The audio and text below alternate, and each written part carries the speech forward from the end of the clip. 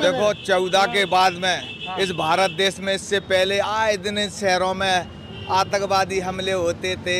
उसके बाद आज भी 14 के बाद भी कोई इस शहर में देश में कहीं आतंकवादी हमला हुआ? दोस्तों, इस अंधभक्त का कहना है कि 2014 से लेकर अब तक मोदी सरकार में एक भी आतंकवादी हमला हमारे देश में नहीं हुआ है। दोस्तों, आपको इसके बारे में कितनी जानकारी है, अपनी राय हमें कमेंट बॉक्स में दे सकते हैं। दोस्तों, अब मैं आपको बताता हूं कि 2014 से लेकर अब तक हमारे देश में कितने आतंकवादी हमले हुए हैं। दोस्तों, BBC न्यूज के मुताबिक उड़ी से लेकर पुलवामा तक मोदी सरकार में हुए हैं 5 बड़े हमले, जबकि इस मोदी भक्त का कहना है कि 2014 से लेकर अब तक हमारे देश में एक भी आतंकवादी हमला नहीं हुआ है।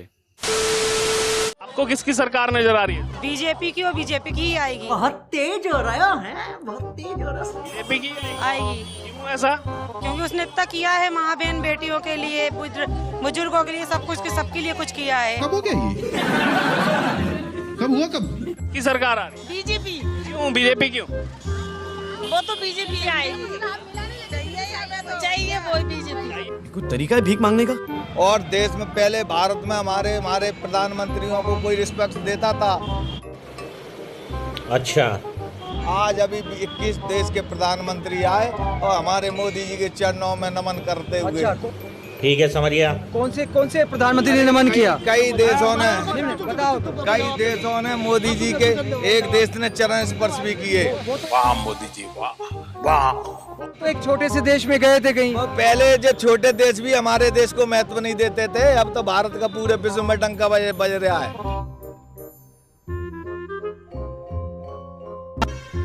I don't... और अच्छा, किस चीज में नंबर 1 बना दिया भारत को? नंबर 1 बताओ। विकास में चंद्रयान पे पहुंच गए हम। तो चंद्रयान पे तो सूरज पे पहुंच रहे हैं हम। सूरज पे तो ये ठेले वाला चंद्रयान पे थोड़े नहीं जाएगा बा? एक ठेले वाला चंद्रयान से उसका क्या संबंध?